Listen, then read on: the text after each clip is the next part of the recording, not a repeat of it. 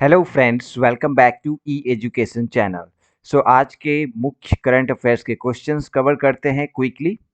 Informative लगे तो video को लाइक कर सकते हैं एंड चैनल को सब्सक्राइब कर सकते हैं फॉर रेगुलर अपडेट। भारत में फॉक्सकॉन के 1.5 बिलियन डॉलर निवेश के पीछे मुख्य कारण क्या है?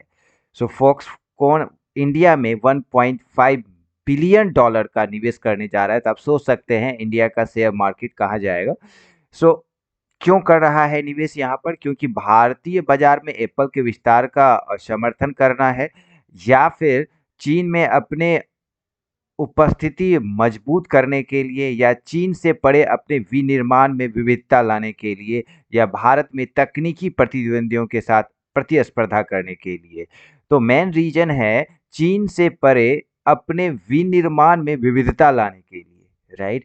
जितनी भी वर्ल्ड वाइड कंपनी है, मोस्ट ऑफ कंपनी कहाँ पे वर्क कर रही है? चाइना में। अब चाइना से धीरे धीरे उठ के इंडिया में आ रही है, जैसे कि इंडिया में अब एप्पल का मैन्युफैक्चरिंग भी होगा, राइट। तो उसी तरह बहुत सारी कंपनियां अब धीरे धीरे इंडिया में आ रही है।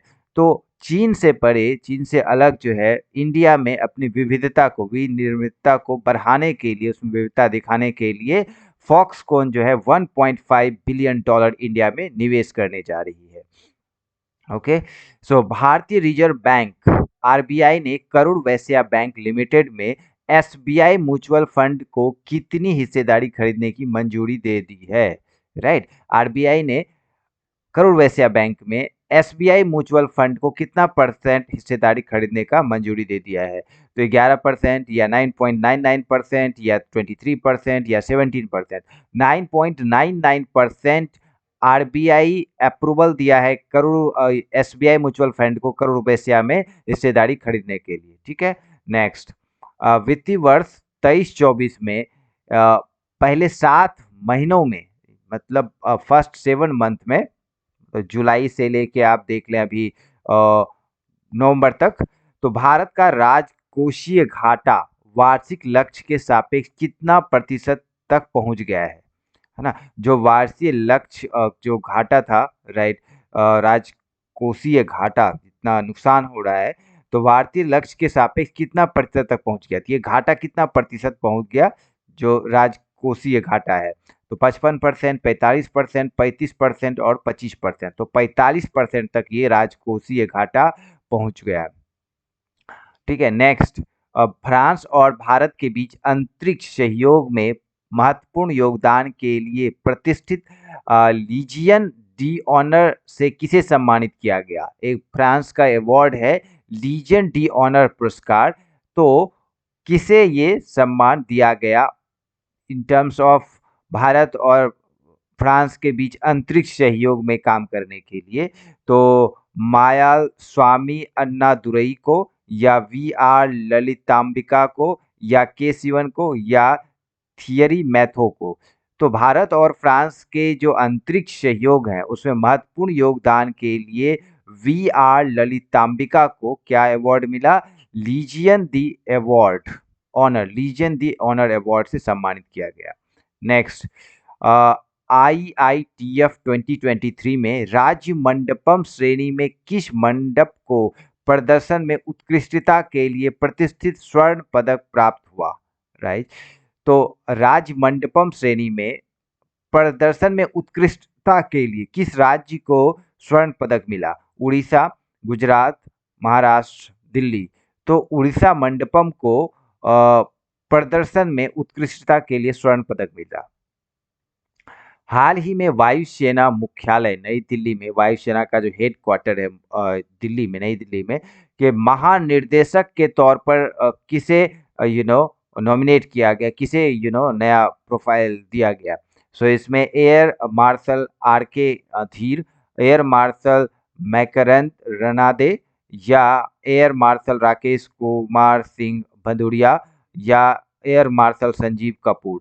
तो मार्करांडे रनाडे को डीजी बनाया गया है, राइट, वायुसेना का, राइट। इसमें पहले कौन थे? संजीव कपूर थे। अब संजीव कपूर के बाद मार्करांड रनाडे को बनाया गया है महानिर्देशक। अच्छा, बिजली क्षेत्र में उत्कृष्टता के लिए किस संगठन को शॉक गोल्ड अवार्ड से सम्मानित किया गया? स्कॉच गोल्ड अवार्ड से सम्मानित किया गया। Tata Power, Reliance Power, Power Grid Corporation of India और मिनिस्ट्री ऑफ पावर। तो Skoch award 2023 gold award Power Grid Corporation of India Limited को दिया गया, तक अभी इन्होंने 2000 मेगावाट का जो है पावर नया खोला हुआ है, नया एक प्लांट खोला हुआ है, राइट। नेक्स्ट, भारत के आवास और शहरी मामलों में मंत्रालय द्वारा लॉन्च किए गए MP520 का उद्देश्य क्या है? भारत के आवास और शहरी मामलों के मंत्रालय द्वारा लॉन्च किए गए एम्पलीफाई 2.0 का उद्देश्य क्या है? अंतर्राष्ट्रीय व्यापार साझेदारी को सुविधाजनक बनाना, ग्रामीण क्षेत्रों में कृषि पद्धतियों को बढ़ाना, सूचित शहरी नीति निर्माण और विकास के लिए शहर के डेटा को केंद्रीकृत करना, या फिर शहरी क्षेत्रों में सांस्कृतिक कार्यक्रमों को बढ़ावा देना। तो एम्पलीफाई 2.0 जो लॉन्च किया गया है, इसका मुख्य उद्देश्य है जो सूचित शहरी नीति निर्माण है और विकास के लिए शहर के डेटा को केंद्रीकृत करना है। ये मेन मुद्दा है किसका? एम्पलीफाई 2.0 का। ठीक है। नेक्स्ट, हाल ही में public relation society of India और जनसंपर्क उद्योग में उत्कृष्ट योगदान के लिए PRSI राष्ट्रीय पुरस्कार किसे मिला? तो सुंगति सुंदरराज, या फिर सुनीता रेड्डी, या श्रीराम अय्यर, या प्रताप सिंह रेड्डी। तो जो यहाँ पे public relation society of India के लिए और जनसंपर्क उद्योग में उत्कृष्टता के योगदान के लिए PRSI पुरस्कार मिला है सुगंति सुदर्शन राज को। नागालैंड अपना 61वां राज्य दिवस कब मना रहा है? 29 नवंबर, 2 दिसंबर, 30 नवंबर, 1 दिसंबर। तो 1 दिसंबर को एवरी ईयर नागालैंड अपना राज्य दिवस मनाता है। तो इंडिया में कब शामिल हुआ? 1963 में। Okay guys, so thank you so much for the day. कल मिलते हैं फिर। Thank you guys.